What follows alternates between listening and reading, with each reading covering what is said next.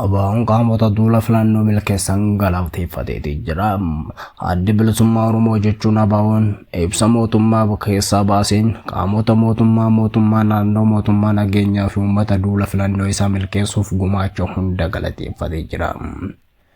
Abaa'oon ibsa isaa keessatti jijjiirama siyaasaa bara 2028 Itoophiyaa keessatti mootummaa jijjiiramaan booda hooggantoonni dhaabichaa fulbaana 15/2018 gara biyyaatti deebi'anii qabsoo karaa nagaa eegaluu isaanii yaadachiise. Haa ta'u malee yeroo gabaabaa keessatti gufuu fi danqaaleen adda addaa uumamuu isaanii fi sochiin siyaasaa dhaabichaa waggoota 5 olii irratti dhiibbaa guddaa geessisee jirus ibseeti jira.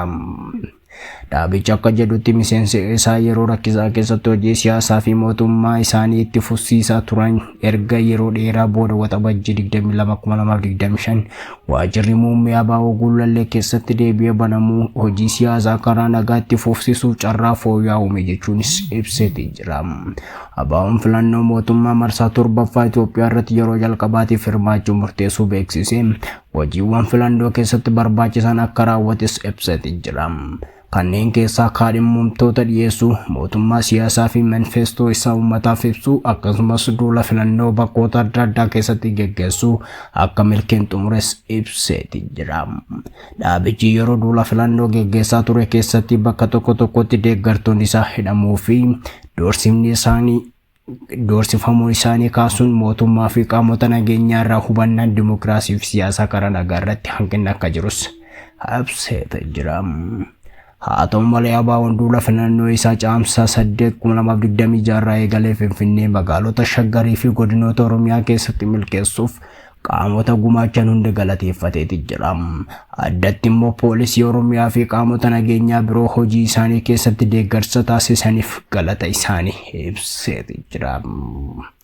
Dhaabichi namoota mootummaa malee hidhaman akka hiikaman irrattis hojii itti fufiinsa qabu akka hojjetu ibseeti jira. Akkasumas miseensota dhaaba deeggartootaa fi uummata Oromoo yeroo rakkoo fi yeroo milkaa'ina isaanii bira dhaabbatan hundas galateeffatee jira. Miidiyaaleen duula filannoo abaa'oo gabaasaa turan jechuun OBN, OMN, AMN fi HNN dabalatee mootummoota odeeffannoo tamsaasan hundaafis galata dhiyeessee jira. Dhumarratti abaa'oon fedhii isaa karaa nagaa keessatti yaadaa fi mootummaa siyaasa isaatiin uummata biratti dorgomaa qofaa ta'uu ibsee filannoon mootummaa akka milkaa'uuf uummanni mootummaatti gaafatamummaa qabuun akka hirmaatu waamicha dhiyeessee jira. Kana malees garaagarummaa siyaasaatii fi yaada cinaatti dhiisuun tokkummaa Oromoo cimsuun yeroo ammaa akka barbaachisaa ta'e dhaabichi ibseeti jira. Warroonni subscribe goone subscribe godhaa. Oduun keenya yeroo yeroodhaaf akkasiin bira ga'uudhaaf immoo mallattoo bilbilaa sana cuqaasaa turtii gaarii qabaadhaa.